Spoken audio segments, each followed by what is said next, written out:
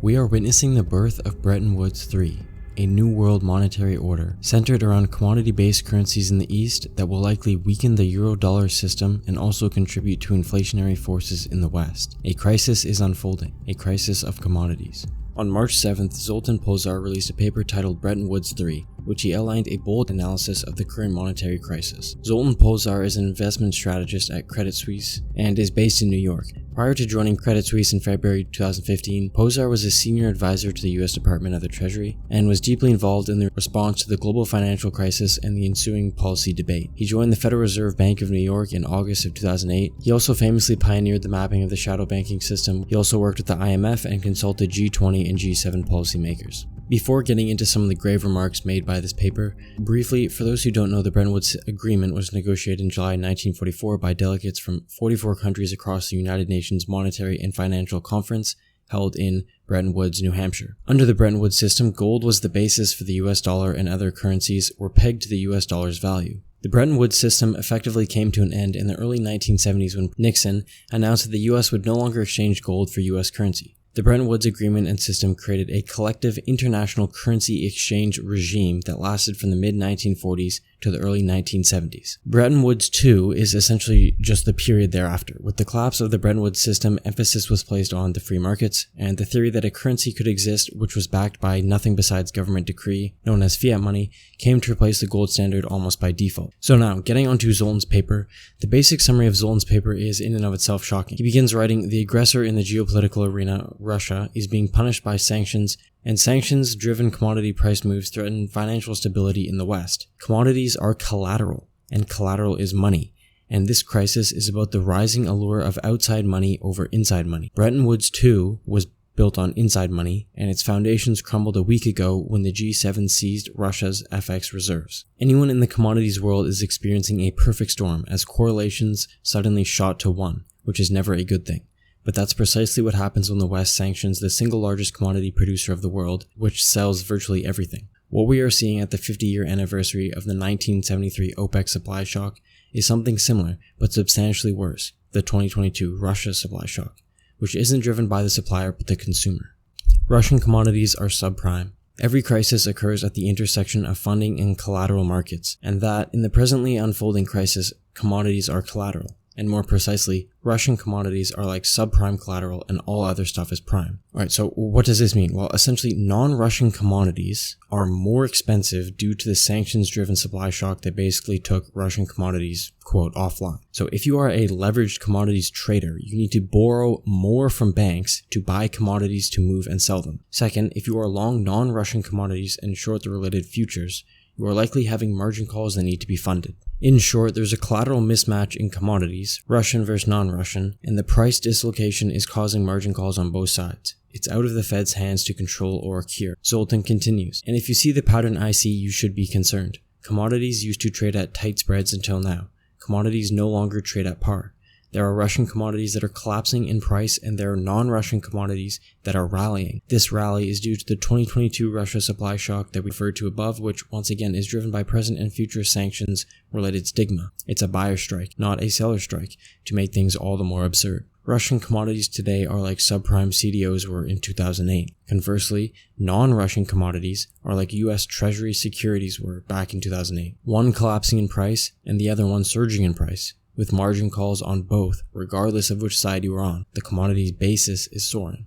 Alright, so now before getting into the People's Bank of China, we need to talk about backstop. So real quickly, what Zoltan is essentially getting at is very chilling for the West. He says that previous crises like 1997, 2008, and 2020, somehow must always provide a backstop. Typically, the backstop takes the form from the Federal Reserve or the IMF. A backstop is essentially a financial arrangement that creates a secondary source of funds in case the primary source is not enough to meet current needs. It can also be thought of as an insurance policy that covers the inadequacy of a source of funds. The Fed's backstop in 2008 took the form of Basel III. Basel III is an international regulatory accord that introduced a set of reforms designed to improve the regulation, supervision, and risk management of the banking sector. So getting on to the PBoC, or People's Bank of China, Zoltan writes, if we are right, and this is a crisis of commodities, a 2008 of sorts, thematically, if not in terms of size or severity, who will provide the backstop? We see but only one entity, the PBoC. The Fed and other central banks will be able to provide liquidity backstops, but those will be band-aid solutions.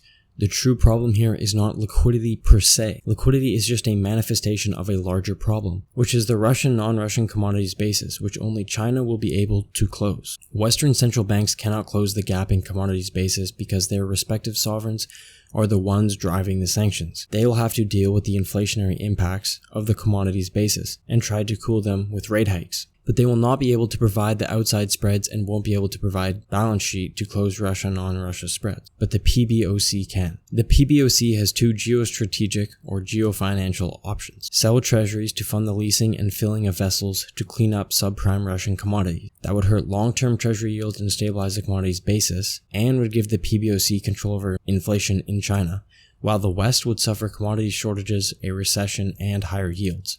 Yuck. The PBoC's second option is to do its own version of QE, printing renminbi to buy Russian commodities. If so, that's the birth of the renminbi market and China's first real step to break the hegemony of the euro-dollar market. That is also inflationary for the West and means less demand for long-term treasuries. Yuck. So essentially what he's saying here is that China is not a sanctioned party, so they can still sell to the US. They can also sell to everyone else. They're effectively sitting between the sanctioned world and the unsanctioned world. Zoltan is proposing that they can serve as an intermediary as a result. When this crisis and war is over, the US dollar should be much weaker and, on the flip side, the renminbi much stronger, backed by a basket of commodities. The idea behind going long shipping freight rates is simple. The price the PBoC will be paying to lease the ships to fill up with Russian commodities can in theory rise as much as the collapse in the price of Russian commodities. A lot. Renting boats is like renting balance sheet at a dealer to fund inventory, and if China does not have enough storage capacity on the mainland, it will store Russian commodities on vessels floating on the seas, encumbering not balance sheet. The PBoC is funding all this by printing money, but shipping capacity, which for the rest of the world will also be inflationary. Zoltan's warning. If you believe that the West can craft sanctions that maximize pain for Russia while minimizing financial stability risks and price stability risks in the West, you could also believe in unicorns. Do you see what I see? Do you see inflation in the West written all over this like I do? This crisis is not like anything we have seen since Nixon took the US off gold in 1971, the end of the era of commodity-based money. When this crisis and war is over, the US dollar should be much weaker. From the Bretton Woods era backed by gold bullion, to Bretton Woods 2 backed by inside money, to Bretton Woods 3 backed by outside money. After this war is over, money will never be the same again, and Bitcoin, if it still exists, will probably benefit from all of this. Alright, so to end off, let's just look at a few responses and criticisms of Zoltan's paper. Stone throwing at Zoltan's Bretton Woods 3 is looking epic. Reading through various criticisms, example, the USD piece is wrong, geopolitics is wrong, etc. It's easy to miss that not many, if any, on FinTwit have done a better job of attempting to string together current markets. This guy was massive wrong last year about year-end turns and SLR and treasuries and the funding, but that's not his job really. His job is getting people hooked onto his notes. Great to see Zoltan choosing violence again. Seriously, what the heck am I reading here? Zoltan riding the wave of interest he generated with his previous notes. It's certainly more exciting than writing nothing interesting will happen to monetary arrangements outside of the means of financing Russian trade. And there are other form of longer written criticisms on this piece you can go read if you like, but I won't get into them here. That's going to be it. Thank you guys for watching.